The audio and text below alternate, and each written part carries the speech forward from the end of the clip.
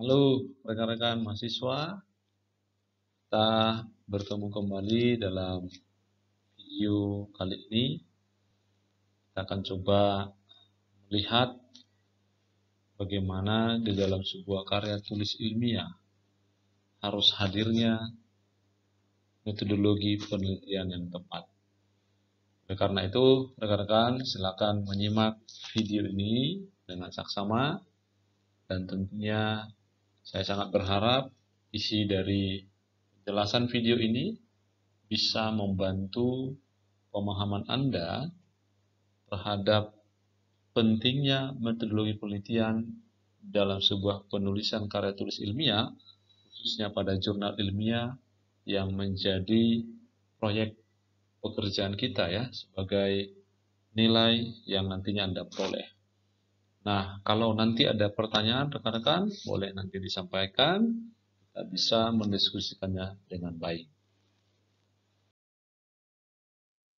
Nah, hal yang pertama yang perlu kita luruskan dan kita pahami bersama-sama, apakah sebenarnya metodologi itu wajib atau harus ada di dalam setiap penulisan karya tulis ilmiah? Maka rekan-rekan jawabannya adalah wajib. Jawabannya adalah harus. Mengapa? Karena memang yang menjadi ciri khas dari penulisan atau karya tulis ilmiah itu adalah juga dari sisi metodologinya, ya. Nah, itulah mengapa nanti karya-karya ilmiah yang Anda hasilkan atau orang lain hasilkan selalu akan terlihat metodologi apa yang digunakan. Nah, lantas apa itu metodologi penelitian? Nah, jadi metodologi penelitian ini atau metode penelitian ini sering juga nanti kita namakan sebagai cara ilmiah. Ya, cara ilmiah untuk apa? Cara ilmiah yang nanti kita akan pakai, kita akan gunakan untuk mendapatkan data. Nah, data yang kita dapatkan ini untuk apa juga? Ya, untuk nanti menjawab pertanyaan penelitian, atau dengan kata lain, untuk menemukan solusi atas pertanyaan penelitian atau riset question ya, yang sudah kita tempatkan atau kita buatkan di dalam bagian pendahuluan karya tulis kita. Nah, tentunya nanti data itu akan kita pakai, kita akan gunakan berdasarkan jenis riset yang kita lakukan. Nah, itulah mengandaikan bahwa ternyata nanti metode penelitian itu sangat berarti, metode penelitian itu sangat penting ya, atau memang harus ada di dalam setiap penelitian-penelitian kita. Tidak bisa ditawar-tawar karena apa? Tanpa adanya metodologi, maka nantinya data-data yang kita peroleh itu bisa dikatakan fiktif. Kecuali memang data kita itu kita peroleh lewat metodologi atau jalur yang benar, atau cara ilmiah yang benar. Sehingga nanti data itu kita peruntukkan di dalam menjawab pertanyaan penelitian kita. Nah, itulah hakikatnya mengapa metodologi penelitian itu harus ada, dan bagaimana keberadaannya itu sangat berperan di dalam menjawab pertanyaan penelitian kita. Jadi tolong diingat cara ilmiah ya, karena banyak metode atau cara-cara lain yang dipakai, tetapi karena kita sudah masuk namanya karya tulis ilmiah, maka cara ilmiah itu harus ada. Apa yang dimaksud dengan cara ilmiah? Berarti cara-cara yang dipakai secara bertanggung jawab, sistematis ya, menggunakan teori-teori yang benar, menggunakan rumus-rumus yang tepat, sehingga nanti data itu bisa kita peroleh, lalu kita bisa kelola, dan kita nanti bisa simpulkan menjadi sebuah jawaban-jawaban penting di dalam pertanyaan penelitian kita. Nah, selanjutnya rekan-rekan, secara umum ada berapa jenis riset atau jenis penelitian yang nanti rekan-rekan bisa lakukan? Nah, sebenarnya ada dua jenis secara umum ya, klasifikasi besarnya. Kalau mau kita lihat, oh ternyata riset yang kita lakukan atau penelitian yang kita lakukan itu bisa berupa riset praktis, bisa kita lakukan juga riset teoritis, atau ini juga sering dinamakan riset literal ya, atau literasi begitu. Nah, riset praktis itu mengandaikan bahwa jenis penelitian Anda ini adalah yang berhubungan dengan objek-objek secara langsung, lapangan ya. Makanya disebut praktis ya. Contoh yang paling umum mungkin riset praktis ini ya yang terbayang dalam pikiran kita mungkin disebut dengan eksperimen gitu ya. Nah, sementara yang disebut riset teoritis itu riset-riset yang memang tidak secara langsung kita menemukan sampelnya ya, tidak secara langsung ke lapangan, tapi riset ini memang kita lakukan di dalam pengkajian literatur-literatur yang ada ya, atau literasi-literasi yang ada, atau sering juga riset teoritis ini disebut dengan istilah studi kepustakaan atau library research ya. Jadi tugas kita nanti di sana menelusuri mana sumber-sumber yang memang relevan, yang valid, yang memang menguatkan argumen-argumen kita di dalam penelitian. Beda halnya dengan riset praktis yang memang kita harus memperoleh datanya itu lumayan lumayan berat, dalam arti kata kita harus menentukan sampelnya, kita harus ke lapangan, kita mungkin uji coba, try and error dan lain-lain. Ya, jadi tidak sekadar berbasis datanya itu sumber buku atau jurnal atau lain-lainnya, tetapi memang data itu bisa kita peroleh di luar, sehingga kita katakan ini riset praktis. Nah, riset praktis ini juga nanti bisa kita pakai ya, berbagai metode ya, sehingga nanti ada dua jenis metode yang umumnya sebenarnya dipakai di dalam melakukan riset praktis. Nah, riset praktis ini bisa kita lihat dari dua metode ini. Yang umum yang dipakai adalah sebut metode kuantitatif dan ada metode kualitatif. Nah, kuantitatif mengandaikan bahwa nanti data-data yang kita akan gunakan di dalam karya kita itu bisa dikonversi dengan jumlah atau angka ya, makanya disebut kuantitatif atau kuantitas. Jadi perangkat data yang nanti kita peroleh bisa kita konversi atau kita lihat dalam jumlah ya, bisa presentasi, bisa tabulasi data, bisa dalam bentuk tabel, diagram gitu ya, bisa histogram dan lain-lain. Itu kalau nanti kuantitatif. Nah, kalau dia itu kualitatif atau MELI gitu ya, jadi saya singkat saja MENTI dan MELI. Nah, di kualitatif itu biasanya nanti memang data-datanya itu nanti tidak perlu kita konversi dengan angka-angka. Yang kita butuhkan itu nanti memang pada dasarnya dikonversi di dalam deskriptif ya. Data-data itu kita deskripsikan saja melalui kalimat-kalimat atau paragraf-paragraf kita, sehingga memperjelas datanya itu seperti apa. Nah, dua bentuk metode ini bisa saling melengkapi ya, bisa saling melengkapi. Dan akan lebih baik memang melengkapi dan bukan berbenturan ya, karena secara khusus memang kedua metode ini memiliki kelebihan dan kekurangan tergantung nanti jenis penelitian kita yang kita pakai gitu ya, lalu tergantung juga misalnya karakteristik permasalahan yang akan kita bahas, sehingga kalau itu memang sesuai tinggal kita pilih mana sebenarnya nanti yang paling tepat atau yang paling cocok metode yang kita pakai dengan karakteristik permasalahan atau fenomena-fenomena yang terjadi di masyarakat, lalu kita angkat menjadi sebuah masalah, sehingga nanti bisa kita pilih tuh di antara metode kuantitatif dan kualitatifnya. Nah, kalau kita lihat kembali secara spesifik, cukup banyak sebenarnya jenis-jenis metode yang termasuk di dalam jenis penelitian atau metode kuantitatif ya. Katakan saja kalau Anda pernah mendengar istilah eksperimen, nah ini yang paling umum ya, paling biasa. Kalau sudah kuantitatif, ujung-ujungnya kebanyakan orang berpikir eksperimen ya, melakukan uji coba terhadap suatu hal ya, semacam yang sekarang terjadi virus ya, COVID dengan segala variasinya, Maka diteliti terus spesifikasi virusnya, diteliti mana sebenarnya obatnya begitu ya. Walaupun sampai hari ini kan belum ditemukan. Ya mungkin kita akan berharap atau berdoa segera ditemukan. Tetapi dilakukan eksperimen terus ya. Bagaimana kalau variannya berbeda ya, seperti sekarang dulu ada Delta, ada Omicron, dan mungkin tidak tahu nanti apa nama-nama variannya, tapi selalu dilakukan eksperimen.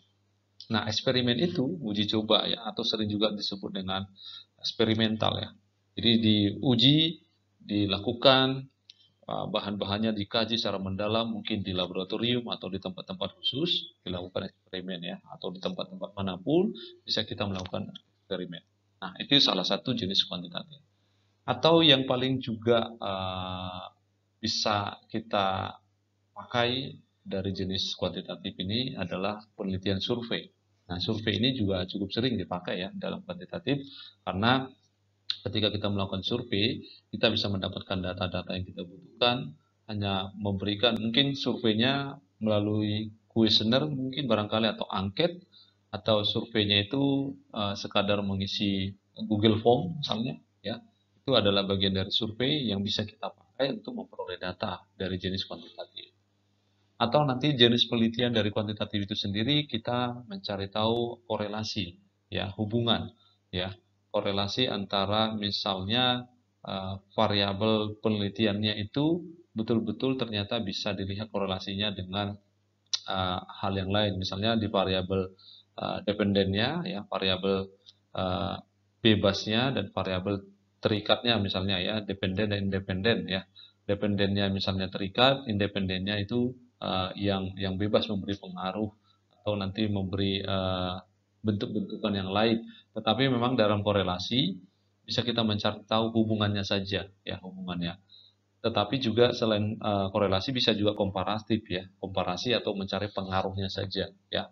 Misalnya yang sekarang itu jenis kuantitatif itu katakanlah pengaruh vaksin Sinovac ya terhadap uh, ini ya, terhadap virus COVID Omicron misalnya itu ya. Jadi bisa termasuk dari jenis kuantitatif seperti ini. Atau nanti sekadar deskripsi ya, deskriptif ya, deskripsi suatu hal bisa juga termasuk dari jenis kuantitatif yang pada dasarnya memang semua jenis-jenis penelitian termasuk jenis ini bisa memiliki apa ya, ciri khasnya masing-masing, keunikannya masing-masing, dan tergantung lagi-lagi pada bentuk permasalahan yang mau kita bahas atau kita teliti, sehingga kita bisa menyesuaikan jenis-jenis kuantitatif apa yang mau kita gunakan.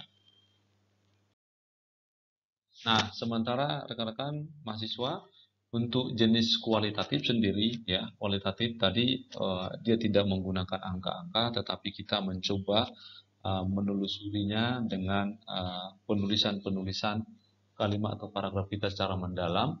Maka sebenarnya jenis kualitatif itu yang paling umum ya, ada 5. Ada 5 jenis penelitiannya yang sering dipakai, atau 5 metode yang dipakai di sana.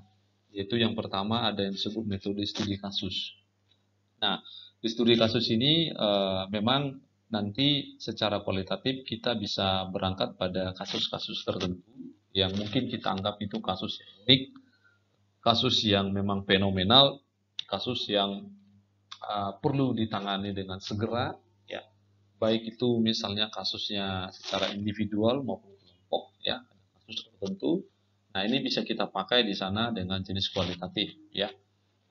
Caranya nanti, instrumen datanya bisa Anda peroleh, mungkin yang paling tepat wawancara mendalam pada si pribadi atau orang, atau misalnya kelompok-kelompok tertentu. Atau Anda mungkin melakukan studi dokumentasi, mencari tahu, menggali arsip-arsip gitu ya, mencari tahu dokumen-dokumen penting yang berhubungan dengan kasus yang sedang kita teliti.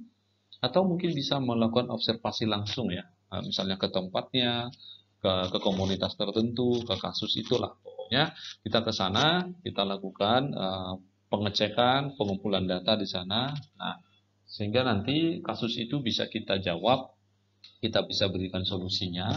Nah, itulah yang dinamakan metode studi kasus. Nah, yang berikutnya ada juga dalam kualitatif itu kita mengenal dengan istilah metode historis ya. Historis ini lebih mengarah memang pada persoalan peristiwa-peristiwa atau kejadian-kejadian di masa lampau ya. Artinya ada hal-hal yang cukup unik dalam peristiwa sejarah yang masa lampau yang mungkin kalau kita teliti, kita gali akan menemukan jawaban-jawaban atas peristiwa yang mungkin sampai hari ini belum terjawab ya. Dan penelitian historis ini cukup menarik, bisa mendapatkan data-data yang mungkin dianggap orang tidak mungkin gitu ya. Tetapi setelah kita melakukan penggalian arsip misalnya, penggalian dokumen-dokumen yang penting, arsip lama di masa lampau, dan ini memang pekerjaan yang cukup berat ya rekan-rekan, karena kita harus bekerja sama dengan orang-orang yang berkompeten dalam bidang ini ya, ahli sejarah, arkeolog gitu ya, budayawan, orang-orang yang paham tentang masa lampau, intinya begitu. Dan kita harus mencari dokumen-dokumen penting mungkin di perpustakaan nasional, perpustakaan daerah, ataupun mungkin bekerja sama dengan jaringan internasional ya, supaya kita bisa menemukan kalau misalnya memang ternyata sebuah peristiwa di masa lampau itu, apalagi catatannya itu tidak ada atau jarang lah katakan, maka kita membutuhkan memang informasi yang banyak ya, sehingga dinamakan ini metode historis ya, peristiwa sejarah di masa lampau. Cukup rumit, apalagi kalau ada terputusnya katakanlah generasi yang ingin kita teliti, kan ini cukup memakan waktu yang lama, sehingga nanti dalam kualitatif itu memang pekerjaannya lebih berat ya, tidak mudah dengan catatan, karena arsip-arsip lama itu kan tidak mudah ditemukan. Kita harus bekerja keras untuk menemukan data itu sehingga kita bisa nanti memberikan solusi atas penemuan pertanyaan-pertanyaan penelitian kita. Nah, berikutnya ada yang juga yang dimaksud dengan metode teori dasar atau grounded theory ya, biasanya seperti itu. Nah, ini biasanya metode kualitatif seperti ini juga cukup berat bagi orang yang tidak terbiasa, karena apa? Dia akan berusaha untuk melakukan penemuan teori baru atas teori-teori yang sudah ada. Jadi semacam menciptakan teori atau merevisi teori yang sudah ada, lalu kita coba membandingkan antara teori yang sudah ada selama ini, kita cross-check lagi apakah masih relevan atau mungkin bisa dikembangkan. Nah, ketika Anda melakukan pengembangan atau katakanlah nanti ingin menghasilkan teori baru, ya kajian-kajiannya, maka nanti kita terus melakukannya, sehingga dengan konsep seperti itu terciptalah teori baru kita. Dengan catatan memang kalau kajian-kajian yang kita lakukan itu kita buktikan terus sudah jenuh ya.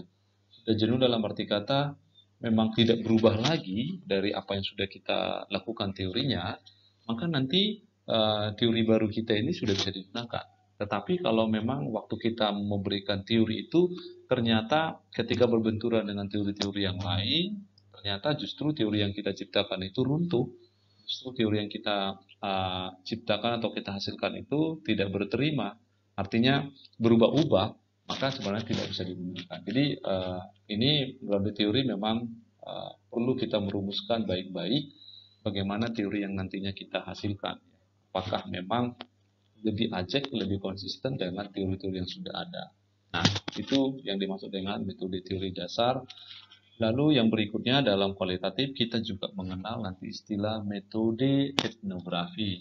Ya, etnis, etnografi, memang nanti penelitian-penelitian ini akan berbau dengan budaya-budaya masyarakat ya. Isu sentralnya adalah apa kebiasaan-kebiasaan terjadi masyarakat, budaya-budaya apa yang mungkin masih dipertahankan di sebuah etnis atau masyarakat tertentu, termasuk di sana mungkin peninggalan-peninggalan budaya, penggunaan bahasanya, gitu ya, ritual-ritual kepercayaan yang mungkin sebuah daerah tertentu masih menjalankannya gitu. Nah, ini biasanya metode etnografi juga cukup menantang ya, karena kita harus ke lokasi, ke daerah etnis tertentu, pedalaman barangkali gitu ya, harus menggali tahu dan langsung bertanya pada orang-orang sekitar, dan ini butuh adaptasi yang baik, jangan sampai kita dianggap menjadi orang-orang yang mengganggu ketenangan di daerah mereka, karena dengan penelitian yang seperti ini betul-betul Kita harus masuk ke komunitas mereka, kita harus mengenali isi budaya mereka seperti apa, yang tentunya budaya mereka sangat berbeda dengan budaya kita sebagai peneliti, maka tentunya kita harus mampu beradaptasi dengan baik. Nah, itu metode etnografi. Yang terakhir dari jenis kualitatif yang juga cukup sering dipakai adalah metode fenomenologi. Ya. Nah, fenomenologi ini sebenarnya adalah membahas tentang fenomena-fenomena apa yang sebenarnya terjadi di masyarakat. Uh, ini juga memang tidak terlepas dari etnografinya juga ya, karena mungkin fenomenanya itu berhubungan dengan budaya juga. Jadi kita bisa teliti, langsung melakukan wawancara-wawancara mendalam atau informan-informan yang ada di sana, sehingga kita tahu fenomena apa yang terjadi di sebuah masyarakat atau sebuah desa atau komunitas tertentu. Nah, ini disebut dengan beberapa jenis kualitatif. Nah, untuk rekan-rekan semuanya perlu dipahami juga bahwa di dalam sebuah penelitian secara umum, maka yang perlu kita pikirkan adalah bagaimana data itu harus diperoleh. Sehingga mau tidak mau memang data itu menjadi sebuah atau hal yang mutlak atau penting kita harus ada, karena lewat data itulah yang bisa nanti memberikan jawaban-jawaban atas pertanyaan penelitian kita. Jadi penemuan data itu menjadi sebuah tindakan yang konkret dari penelitian kita, karena untuk menemukan jawaban atas pertanyaan penelitian atau solusi, maka upaya-upaya yang harus kita lakukan sedemikian rupa adalah bagaimana data itu bisa terkumpul dengan sebaik-baiknya. Dengan data itu terkumpul dengan sebaik-baiknya, data itu nanti akan kita pakai. Nah, eh, bicara data itu banyak jenisnya teman-teman. Data yang Anda peroleh itu mungkin bisa berupa angka-angka, bisa juga foto-foto, dokumentasi gitu ya, bisa arsip-arsip ya. Jadi data itu beragam, tergantung memang juga jenis penelitian yang kita nanti lakukan ya. Jadi data-data itu nantinya akan kita jadikan menjadi bahan baku yang kita sebut ini adalah data mentahnya. Nah, data mentahnya inilah nanti akan kita kelola teman-teman. Nah, setelah kita kelola ini, tentu akan dibutuhkan bagaimana cara mengelolanya. Nah, cara mengelolanya itu kita susun dalam bentuk instrumen penelitian. Ya. Jadi, pengumpulan data itu nanti akan juga kita kelola tentunya dengan lewat perangkat yang kita sebut instrumen penelitian. Nah, instrumen penelitian itu menjadi kerangka besar dari semua data yang nanti masuk. Kita akan pilih, kita akan cocokkan, kita akan sesuaikan mana sebenarnya data-data yang dibutuhkan melalui pertanyaan-pertanyaan penelitian yang telah kita susun sebelumnya. Nah, rekan-rekan berbicara tentang instrumen penelitian, secara umum bisa kita bagi menjadi 3 bagian besar. Ya. Instrumen-instrumen ini akan membawa dampak yang positif kalau kita bisa kelola dengan baik, kita pakai dengan baik. Nah, instrumen yang pertama kita sebut dengan istilah instrumen tes. Ya. Berarti tes artinya kita akan menyusun jenis tes tertentu, entah itu yang berganda, uraian, ya, benar salah, gitu ya, atau menjodohkan. Nah, intinya nanti tes ini kita sengaja berikan kepada para responden kita, kepada orang-orang yang ingin kita teliti misalnya, supaya nanti datanya dapat. Ya, jadi tes itu kita susun, datanya nanti dapat. Nah, ada juga instrumennya itu berupa non-test. Nah, non-testnya itu artinya kita tidak perlu uji langsung, tapi kita sekadar membuat perangkat-perangkat lain semacam observasi atau daftar cek misalnya. Kita melakukan wawancara mendalam, bisa juga mendokumentasikan, bisa juga melakukan kuesioner, ada survei, ada angket di sana. Nah, itu biasanya dilakukan secara non-test. Tapi ada satu lagi yang mungkin cukup sering dilupakan ya, tetapi sebenarnya ini juga sering dikategorikan sebagai bentuk non test ya. Tapi bisa kita pisahkan untuk sementara waktu karena memang jenis instrumen ini unik ya, karena memang nanti instrumen ini kita namakan instrumen kinerja ya, portofolio, atau ini sering juga disebut nanti dengan pembuatan performansi atau karya ya. Karyanya misalnya menulis atau membuat karya, memahat ya, atau dalam karya seni misalnya, atau dalam musik mungkin menciptakan sebuah apa ya, alunan musik yang menarik ya, menciptakan nada yang bagus misalnya ya. Jadi portofolio ini lebih kepada arah performansi. Ada hasil, ada produk yang dihasilkan. Jadi lewat seperti itu kan berarti ada data yang kita peroleh. Jadi ada 3 ya rekan-rekan, tergantung nanti rencana Anda misalnya dalam penelitian Anda, coba dipikirkan kemana arahnya. Apakah berbentuk tes, non-tes, atau misalnya berbentuk kinerja. Nah, kalau rekan-rekan nanti memilih yang namanya berbentuk instrumen tes, maka perlu saya memberitahukan bahwa ternyata untuk menyusun perangkat atau instrumen tes itu supaya nanti tes kita itu memiliki karakteristik yang baik atau syarat yang baik, Anda harus memenuhi 4 kriteria. Ya, 4 kriteria ini dengan sendirinya akan menjadikan bahwa instrumen tes yang nantinya kita pakai itu bisa digunakan dengan baik dan cocok, dan tentunya ini sudah memenuhi kaidah ilmiah ya dari keempat ini. Nah, yang pertama yang kita sebut dengan istilah valid atau validitas. Nah, apa yang dimaksud dengan validitas? Artinya rekan-rekan bahwa tes yang kita susun itu betul-betul memang mengukur apa yang seharusnya diukur, ya. Jadi validitas itu berarti mengukur apa yang seharusnya diukur, dalam arti kata, kalau misalnya kita permasalahannya berbicara katakanlah tentang masalah hukum, maka nanti tesnya itu adalah tentang hukum. Kalau masalahnya tentang kedokteran, maka nanti isi tesnya adalah tentang kedokteran dan juga produk-produk yang lain. Artinya apa? Tes yang kita susun itu harus sesuai dengan apa yang harus kita ukur. Makanya nanti teman-teman paling tidak sebenarnya ada yang disebut nanti uji validitas. Nah, uji validitas itu minimal itu sebenarnya ada 2 ya. Ada yang disebut uji validitas konten, ada yang disebut uji validitas konstruk. Nah, satu lagi ada yang disebut uji validitas bahasa. Tetapi paling tidak 2 ini menjadi penting karena apa? Konten itu sangat penting ya, harus sesuai dengan apa yang diukur, sementara konstruk berarti susunan pertanyaannya. Tesnya itu harus bernalar sesuai dengan apa yang harus nanti ditanyakan. Sehingga memang kalau Anda sudah berhasil dengan ini, biasanya tes yang kita susun itu nanti akan divalidasi atau divalidator ya oleh orang ahli lah, ahli tertentu. Nah, ahli itu biasanya kita minta itu minimal 3 orang atau ganjil ya, 3 bisa 5 bisa 7 ahli. Tetapi 3 saja itu sudah cukup yang menandakan bahwa sebelum tes ini kita pakai pada responden kita, ternyata tes ini sudah divalidasi oleh ahlinya, sehingga boleh kita pakai.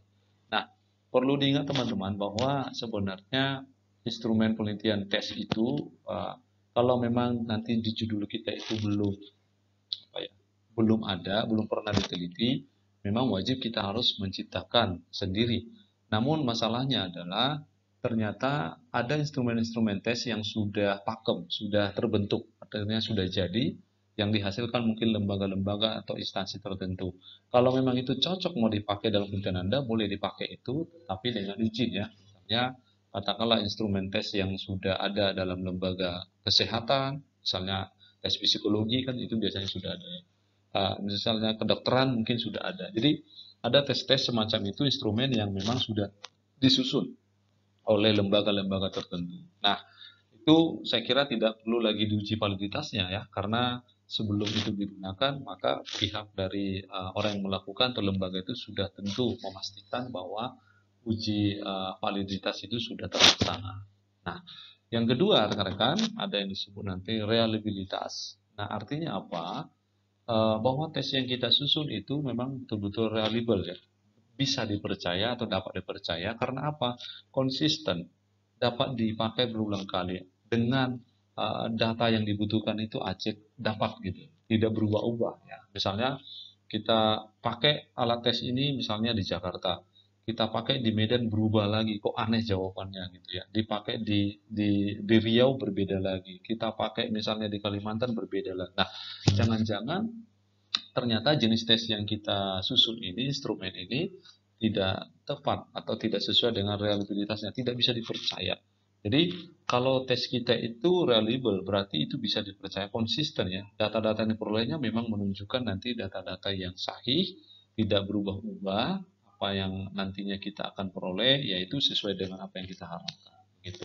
Nah, Yang ketiga, rekan-rekan, karakteristik tes itu adalah objektif, yang artinya bahwa tes yang kita susun, kita harus usahakan menghindari pandangan-pandangan pribadi kita, ya, pandangan-pandangan bahwa istilah subjektivitas itu harus bisa diminimalisasi. Misalnya saat kita pemberian scoring ya, pemberian skor, kita tidak boleh menambahkan, memberikan asumsi kepentingan pribadi kita karena misalnya objek A ini adalah mungkin saudara atau apa begitu kita tambahkan. Jadi tes yang kita buat itu usahakan objektif, tertutup peluang untuk kita memberikan semacam pemberian dalam tanda kutip pemberian insentif atau pemberian suatu hal supaya nanti datanya berubah gitu. Itu bukan tes yang baik. Jadi objektivitasnya itu harus kita jaga, jangan sampai nanti data itu menjadi aneh gitu ya, tidak tepat lagi karena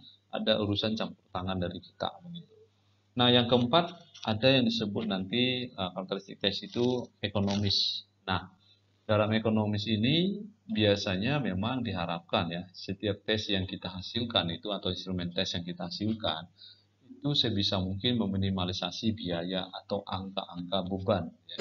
Jadi sebisa mungkin instrumen tes yang kita hasilkan itu bisa dengan mudah dipakai orang lain juga supaya tidak terlalu memakan banyak biaya begitu.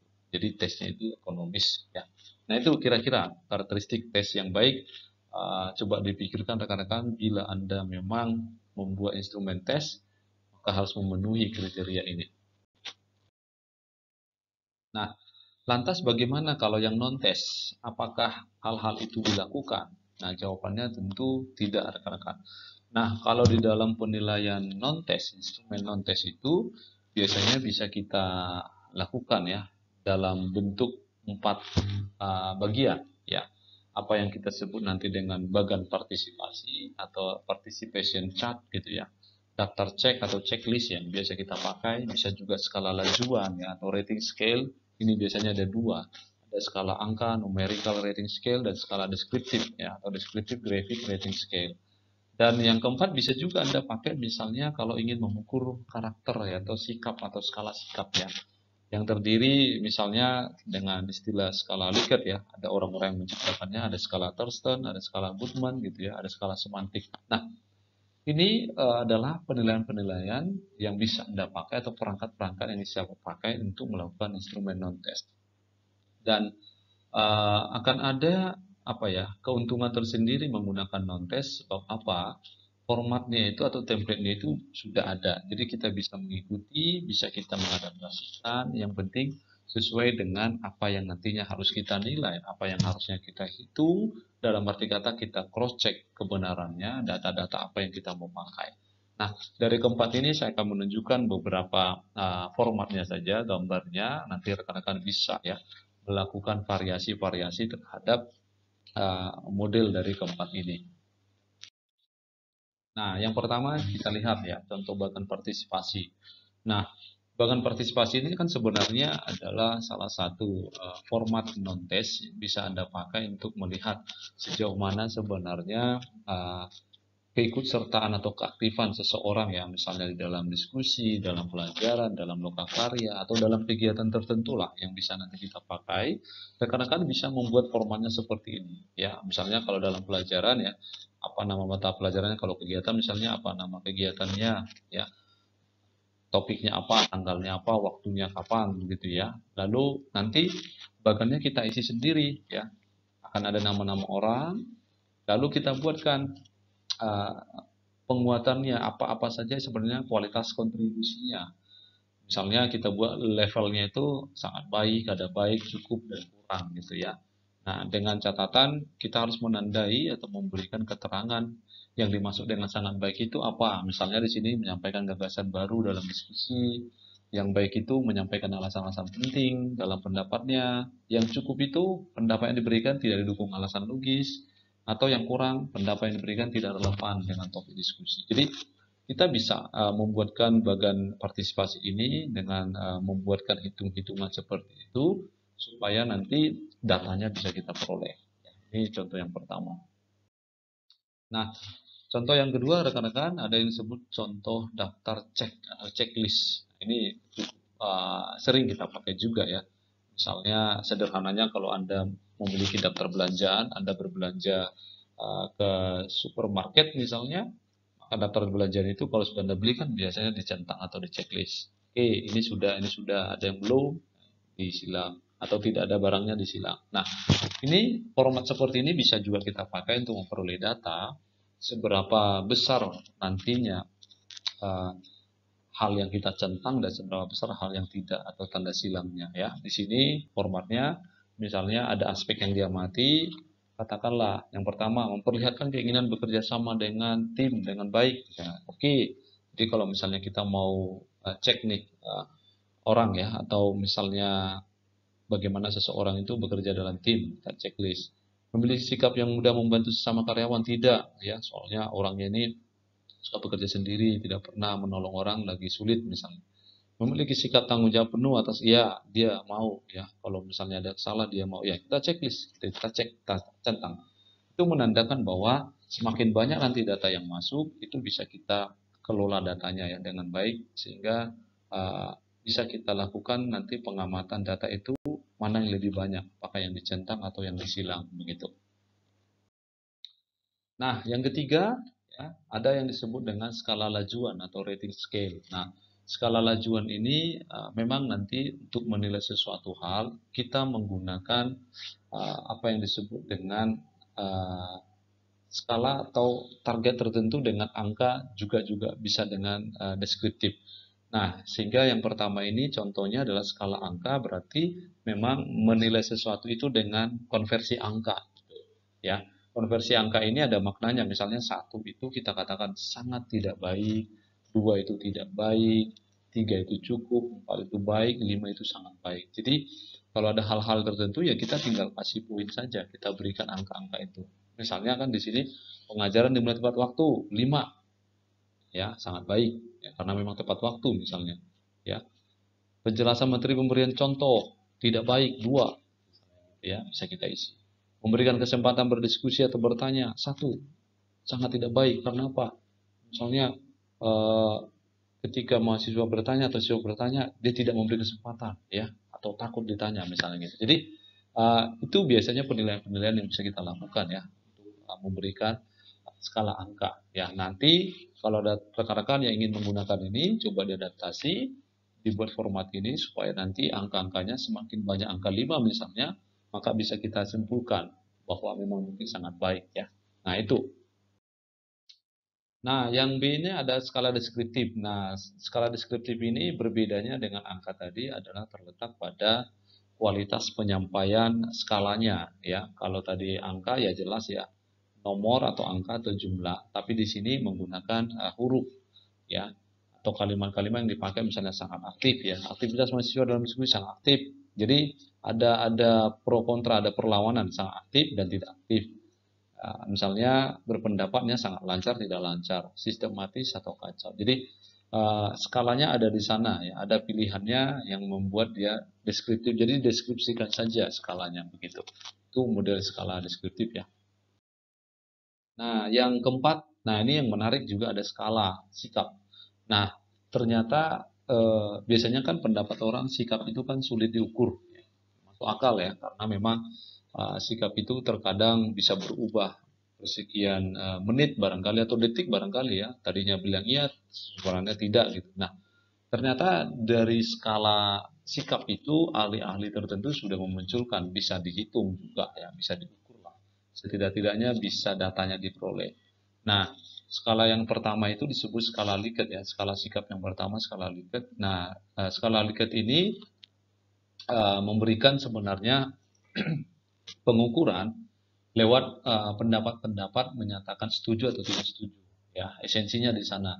Nah, bisa kita buatkan menjadi 5 format ya. Ada sangat setuju, setuju saja, atau normal atau netral gitu ya. Tidak setuju atau sangat tidak setuju.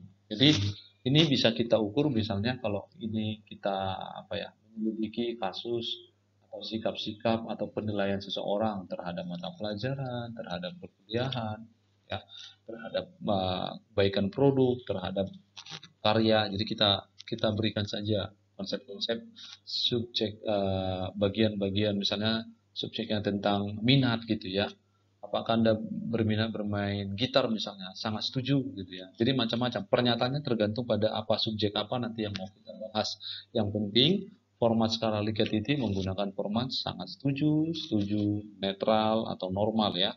Atau tidak setuju atau sangat tidak setuju. Jadi semakin mana pilihan nanti yang dipilih ya, semakin banyak yang dipilih misalnya sangat setuju atau SS, itu menandakan berarti wow, berarti pernyataan-pernyataannya lebih banyak diterima.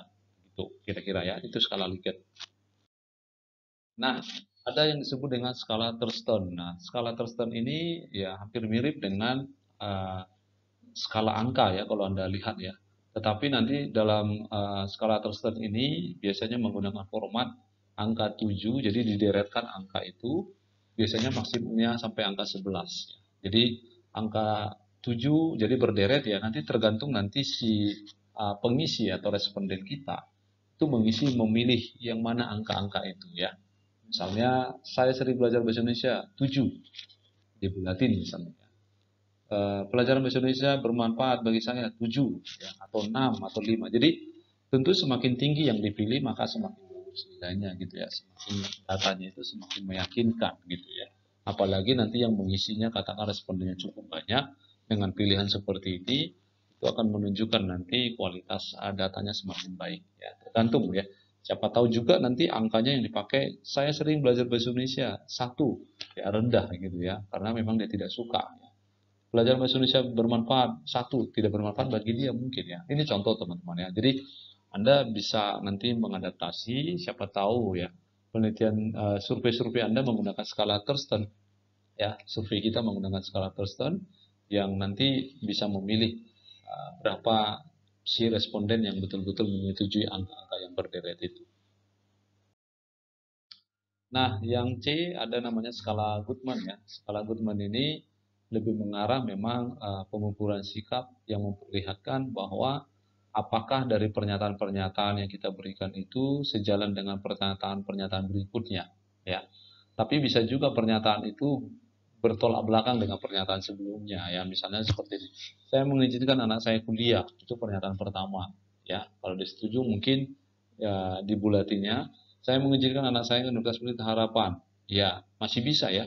Kalau misalnya dia setuju, saya mengizinkan anak saya kuliah, berarti termasuk bisa kuliah di UPH.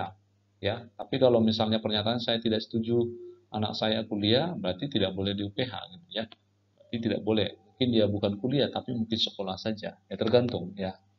Jadi yang ketiga saya menunjukkan anak saya kuliah ke universitas swasta. Iya, karena UPH itu universitas swasta, maka kalau Anda memilih ya pernyataan 3 itu berarti Anda setuju pernyataan 1 dan 2 kan gitu ya. Nah, namun kalau dipilihnya hanya 4, anak saya hanya saya izinkan kuliah ke universitas negeri, berarti pilihan 2 dan 3 itu pasti tolak ya, karena memang tidak sesuai lagi dengan isi pernyataan itu. Sebab tadi pernyataan 2 itu inginnya adalah di UPH dan inginnya swasta. Sementara pernyataan yang keempat itu di universitas negeri. Jadi skala Goodman ini memperlihatkan bahwa ada pilihan-pilihan tertentu yang mungkin sejalan dengan pernyataan sebelumnya dan mungkin bertentangan dengan pernyataan sesudahnya. Nah, itu model skala Goodman. Nah, yang terakhir rekan-rekan ada yang disebut dengan skala semantik, ya, di semantik diferensial. Nah, sebenarnya ini juga cukup sering dipakai ya untuk melihat peminatan ya di dalam sebuah mata kuliah, peminatan mahasiswa atau siswa terhadap misalnya mata pelajaran atau mata kuliah tertentu. Nah, kita menggunakan ukurannya itu adalah tentang kata-kata ya. Misalnya skala semantik, jadi ada bentuk kontrasnya, ada antonimnya ya, menyenangkan, membosankan, ya. Apakah mata kuliah ini menyenangkan? Membosankan, gitu ya. Sulit, apakah ini mudah, ya. Apakah mata kuliah bermanfaat? Ya, sia-sia. Menentang, apakah menantang ini perkuliahan? Tidak, membosankan. Apakah hafalan? Tidak, penalaran, gitu ya. Jadi itu skala semantik ya. Jadi ada unsur-unsur kata yang mengandung makna semantiknya, makna yang mendalam yang bisa kita lihat sejauh mana sebenarnya bisa kita ukur ya kemampuan orang-orang tertentu ketika kita survei dengan menggunakan format ini. Oke, itu rekan-rekan mahasiswa penjelasan singkat tentang metodologi penelitian dan segala macam perangkat instrumen penelitian. Semoga Anda bisa memahami topik ini dengan baik, dan nantinya kita akan bertemu di video-video sebelumnya. Setelah ini Anda bisa juga melihat tambahan-tambahan video tentang topik ini. Nah, tetapi nanti silakan rekan-rekan pahami topik ini dengan baik, metodologi penelitian, dan Anda bisa kaitkan juga dengan video-video penjelasan dari setiap struktur pembahasan kita di dalam karya tulis ilmiah, dalam jurnal khususnya, misalnya tentang bagaimana pembuatan judul gitu ya, bagaimana misalnya pembuatan permasalahan, bagaimana membuat pendahuluan, bagaimana membuat pembahasan, ya.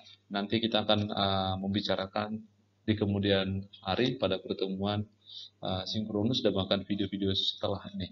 Terima kasih, tetap semangat untuk Anda, selamat memahami dan selamat merencanakan atau memilih jenis metodologi penelitian nantinya Anda gunakan di dalam kerangka penulisan karya Anda.